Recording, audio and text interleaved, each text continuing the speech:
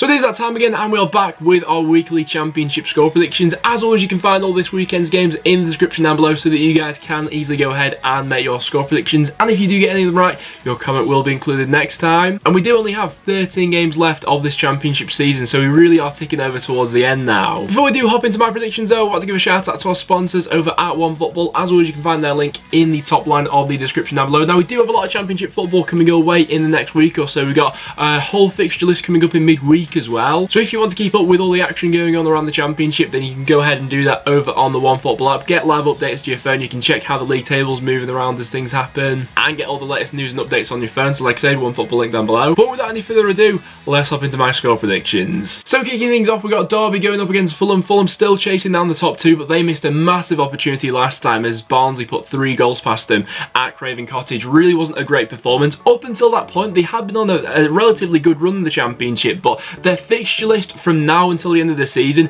really does start to get hard, and we'll see what Fulham are made of in these final few weeks as they've still got all of the top 6 still to play this season, and especially after this game and the one they have in midweek, they got a really tough run in. But Derby's not an easy place to go to. They don't lose many games at home, and they themselves have been playing pretty well lately. Several of their key players going forward have really hit their form lately. You know, Martin Waghorn scoring more goals now, and Tom Lawrence especially has really been on a hot streak lately, scoring fantastic goals. The one he scored against Huddersfield at the weekend, the one before that against Swansea. He's integral to the way they go forward, and with Fulham looking really shaky in that game against Barnsley at the back, Derby could find a little bit of joy out of them in this one. I still expect Fulham to create a fair few chances as they tend to do that, but for a score prediction, I think I'm going to go for a 1-1 draw in this one. I don't see there being all too much in it. Last time I was predicting a Friday night game, I predicted it to be 0-0, it finished 4-4, so this may be a mad one as well, but I feel like Fulham will want to improve defensively, but Derby's not an easy place to go to. I'm saying 1-1, FIFA's going to agree with me. Then into Saturday's games as the early kickoff, we see Brentford going up against Blackburn. Now, two sides going for similar things this season. Blackburn chasing down the top 6 and Brentford currently chasing down the top 2.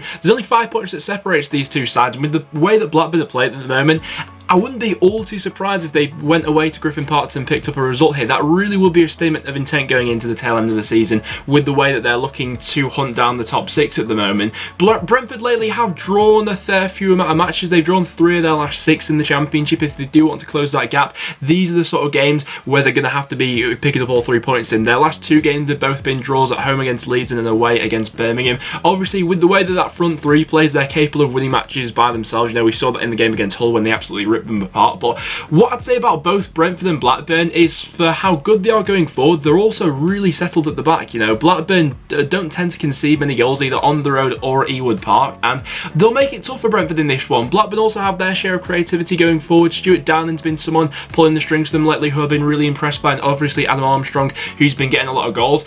I'm edging towards Brentford being at home. I'll say 2-1. FIFA's going to say 1-1. I wouldn't be at all surprised to see Blackburn pull off a result there, though. And then next up we got Barnsley going up against Middlesbrough. Now, Barnsley, what a result last weekend. I don't think that anyone saw that one coming. Then beating Fulham by 3-0 away from home. Cauley Woodrow, absolutely fantastic. That diamond they were playing in midfield, Woodrow playing it attacking midfield. They're looking to lay off the 2 in front of him.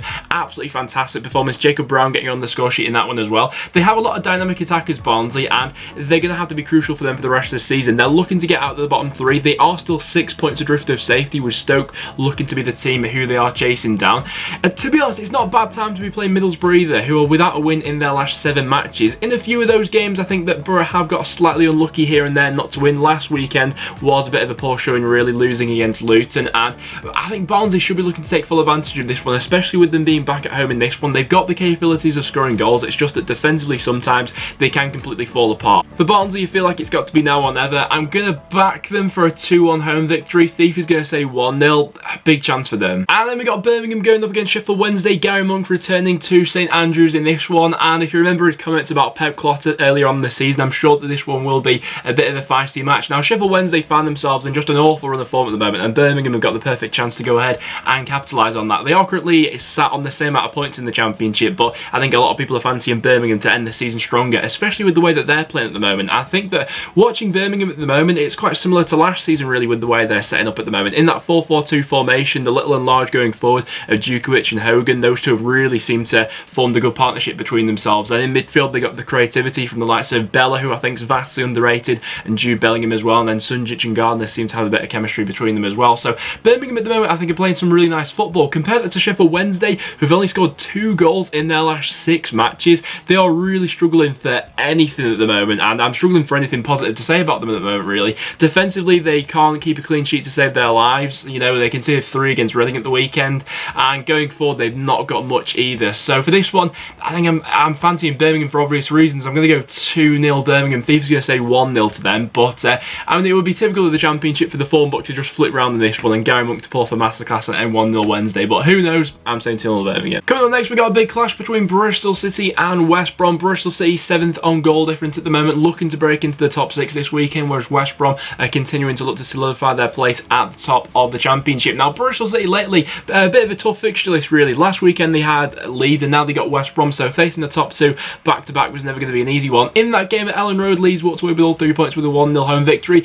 It could have been a little bit more if it wasn't for the heroics of Daniel Bentley. Absolutely unbelievable performance from the Bristol City goalkeeper in that one. He'll need to be on top form for this one, though. West Brom do seem to have their goal-scoring touch back going forward. They've won 3 out of their last 4 matches. Their last game being quite an entertaining 2-2 draw with Nottingham Forest. Quite a bit of drama involved in that game, but nevertheless, a lot of West Brom players have been catching my eye lately. Kravinovic, I think, has been fantastic since the start of the new year. Kellen Robinson's addition has added something to them going forward. Bristol City at Ashton Gate are one of the most topsy-turvy, unpredictable sides to predict, really. The last 2 fixtures there, they lost 3-1 against Birmingham and beat Derby by 3-2, so you never really know what you get from a Lee Johnson side at the moment. For this game, I think I'm fancying West Brom with the way they're playing at the moment. I'm going to say 2-1. Thief is going to say 1-0 Bristol City. Like I said last time, though, Bristol City, unpredictable. Next, we then got Charlton going up against Luton. Now, Charlton can't afford to underestimate Luton coming into this one. Luton having won 3 of their last 5 matches, and even in the games that they have lost, a lot of them being a lot tighter. Defensively, they seem to have shaped up a little bit lately, and Charlton aren't completely out of the relegation picture. There's a 5-point buffer between them and Wigan at this point in time, but like I say, with the bottom 3 picking up more points lately, if that continues over the next following weeks, then Charlton really could be sucked back into it. The last game, not their greatest performance of the season. Blackburn walked away with all 3 points from the Valley, beating them by 2-0. To be fair, I thought that Blackburn were excellent in that one. It just wasn't to be for Charlton. Previous to that, they had beat Nottingham Forest, but couldn't quite replicate that. This one against Luton, I see it being a fairly open game of football with the way that both teams are playing at the moment. I actually think that looking at both teams' fixture lists, they do both have several winnable games coming up, and it probably starts with this one. So if either side can stake a claim for getting all 3 points in this one, that will be quite big for the season ahead. But for this one, I don't feel like there'll be all too much in there. I'm going to go for a 1-1 draw. Thief is going to say it'll be a goalless draw. Next up, we then got Leeds going up against Reading. Now, Leeds last time picked up a big result against Bristol City, beating them by 1-0. To be honest, they probably should have had quite a few more goals in that one, actually. They created a lot of chances, which has been their sort of Achilles heel lately, creating a lot of chances, but not scoring all too many goals. But looking at their running like we did in yesterday's video from now until the end of the season, compared to the rest of the top 6, I think that is on their side. They do have a lot of sides still to play, especially at Ellen Road, who probably don't have all too much to play for. Reading being an example of that. You know, Reading aren't going to go up this season, they're not going to go down either, but it could be a potential banana skin. You know, that game against Bristol City felt like, alright, Leeds are back now, but I was also saying that at the end of January when they beat Millwall by 3-2, and then they followed it up by losing against Wigan at home. So Reading can't be taken lightly in this one. In their last fixture, they did beat, albeit a very out of form, Sheffield Wednesday, but they still put 3 goals past them. Reading also had the advantage of probably having 2 of the league's most creative players in their side in Ovi Ajaria and John Swift. Those other sort of players who could open up that Leeds back line, who, if they are put under pressure, like Bristol City didn't really manage to do, a couple of cracks could appear here and there. Pelly also might be back in the starting 11 for this one. I think he's been back training with Reading this week. But as usual, I'd expect Leeds to create a lot of chances in this one. It's just if they can get around to taking them. I'm going to back Leeds for a 2-0 home victory. Thief is going to say it'll be a goalless draw, but I'm interested to see what happens in that one. I'm back in Leeds, but Reading could pull off something. Next up, we then have Nottingham Forest going up against QPR. Now, Nottingham Forest are a tough side to predict, because it's this sort of game where I think a lot of people will rightly so be backing Forest to win this game, but it's exactly in this sort of game against a side like QPR, currently in mid-table, don't have much to play for the rest of the season, where Forest usually slip up. And I think that if Forest have the right urgency about them, they will probably go on and win this game. But we've seen it a few times lately in games at the City Ground where they've not quite had that urgency about them. You know, that game against Charlton. I know the side was rotated a little bit for that one, but other examples we've seen throughout the season as well. And QPR definitely have that spark going forward to catch you off guard if you're not at 100%. Like last time out, QPR beating Stoke by 4-2. They came back from 2 goals down in that one, but could have had so many more goals with the amount of opportunities they opened up. Asai Samuel is an absolute fullback's nightmare at the moment with his close control, how he's able to glide past people, and his final product lately this season as well. QPR can attack you from all different angles, so Forest will have to be on their A game for this one. I have liked a lot of Forest forward-thinking players lately. I think a lot of them are on good form at the moment. Obviously, the last time out in the Championship being a 2-2 draw, quite controversially against West Brom. You know, the referee wasn't the most popular man at the end of that game, but Matty Cash scored an absolute worldie in that one. Getting back to the City ground, this is the sort of game they should be winning, but I feel like maybe a potential banana skin with the way that QPR go about their business. I'm going to go for a 1-1 draw in that game, with FIFA saying it'll be 1-0 Forest. Next up, we then got Preston going up against Hull. Now, Preston are looking to get back to winning ways after losing at the weekend 1-0 against Millwall. In that game, I don't think many North End fans had too many complaints, really. Millwall were just a better side. Preston started out brightly, but couldn't take our chances. It's a good chance to get back to winning ways against this Hull side, who have been really leaking goals lately. They conceded 13 goals in their last 4 matches. They have got their goal scoring touch back after that bizarre match last time, which I predicted to be a goalless draw, ended up being a 4-4 draw. I do like some of Hull's players going forward, despite losing the likes of Grosicki and Bowen. I still think they offer a little bit going forward. Marcus Maddison, I think, was a good addition. Malik Wilkes as well. I remember thinking back to last season when Preston played Doncaster in the FA Cup. He absolutely ran us ragged in that game. And Jackson Irvine as well is always someone who fancies a goal against Preston. So we can't be affording to take this lightly, but I think that looking to get back to winning ways is a good opportunity to do so. I'd quite like to see Josh Harrop being brought back into the starting 11 for this one. I think this game would suit him, with maybe someone like Tom Barkhuizen playing through the middle. So for a score prediction, I'm going to back the North End for a 2-1. FIFA's going to say it'll be 1-0 Preston, but like I say, it's a good chance for us, but we can't take it lightly. And then we got Stoke going up against Cardiff. Two sides fighting for very different things at the moment. Cardiff looking to continue to close the gap on the top 3, whereas Stoke started to look a little bit more over their shoulder, you feel like, in recent weeks, having lost 3 of their last 4 matches. Back at home for this one, though,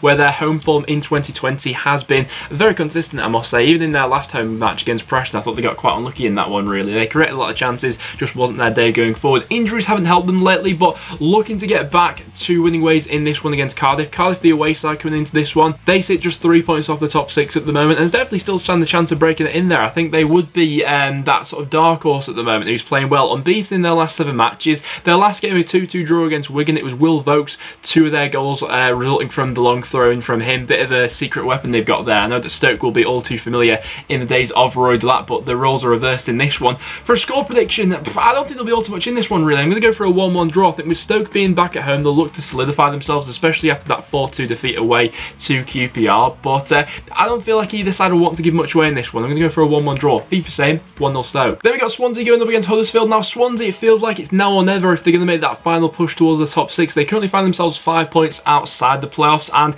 I mean, last week was a big opportunity against Hull. You know, they scored late on in that game, Brewster, to make it 4-3, but then Hull scored even later to make it 4-4. That felt like a bit of an opportunity missed, and there has been a couple of them throughout the season for Swansea. This one at home against Huddersfield.